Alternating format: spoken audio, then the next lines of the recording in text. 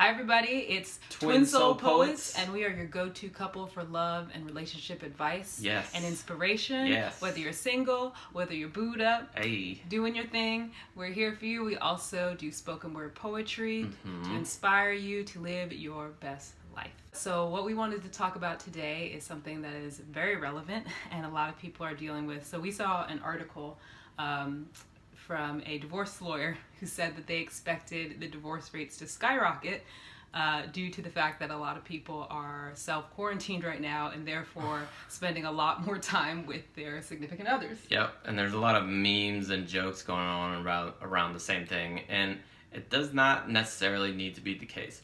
Right. We wanted to get on and talk about it because we could view it from a different perspective and actually see this time as an opportunity to strengthen that connection with your partner and with yourself. Right, and maybe get to know each other a little bit better as well.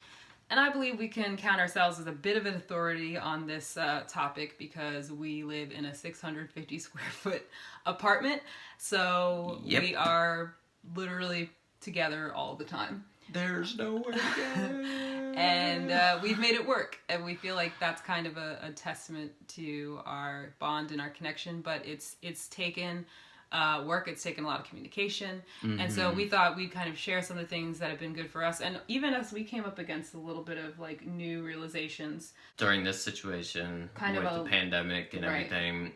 There's a lot of collective anxiety and fear just swirling around in the air, and everybody has to deal with that in their own way. Like, we're all feeling it and we're all processing it, whether we're even like consciously thinking about it or not. But just seeing it on the news all the time and everybody talk about the same thing, it's definitely going to affect you. Yeah, and that's something that we realize is that like everyone has been affected in one way or another by what's going on, but the way that people deal with it's going to be different. And we noticed that even with ourselves, we had different ways of processing and dealing with that. So our first advice would be to, one, recognize that, or just kind of get in touch with yourself and like, how are you being affected? For me, I kind of realized that there was this low level kind of anxiety happening for me throughout the day, even if I thought I was doing all right.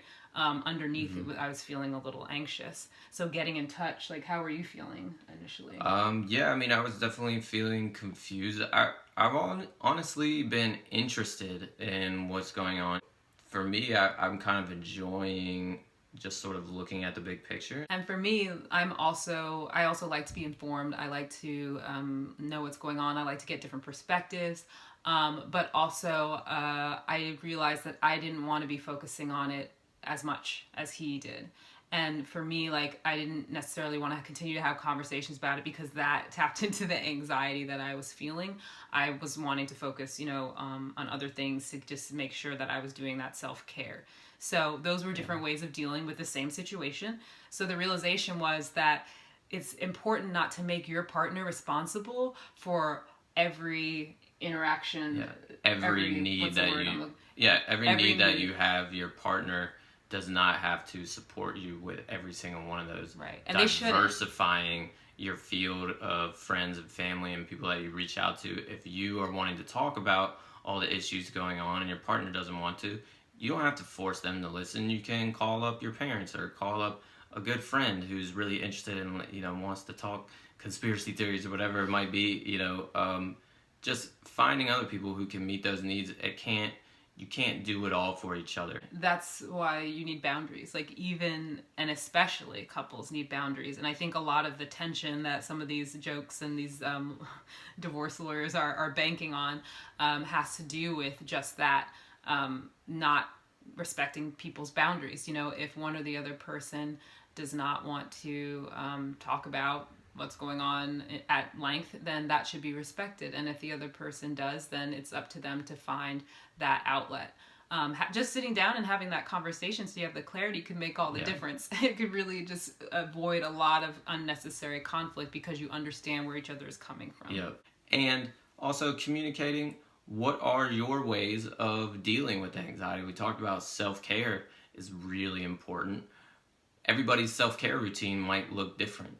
Some people might like to meditate. Some people might like to go take a walk if they're feeling anxious. Whatever that is for you, be able to communicate that. It's giving the invitation, but understanding that your partner is not obligated to accept it.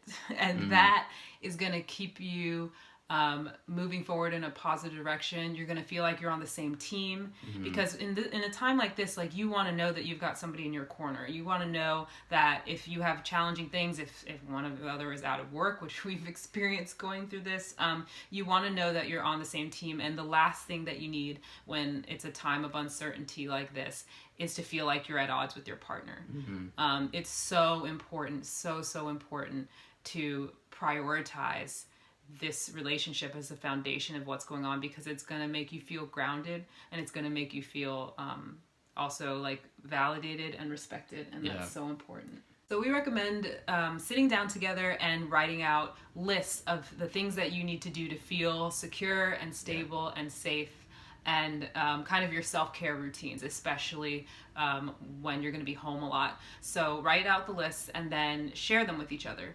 And the great idea that my husband had is to find those things that line up. So if you both realize that you put get out in nature on your list, find time to do that, and ideally do it together, because those are going to be the times that you can bond and you're going to connect and have a common ground that you both, enjoy.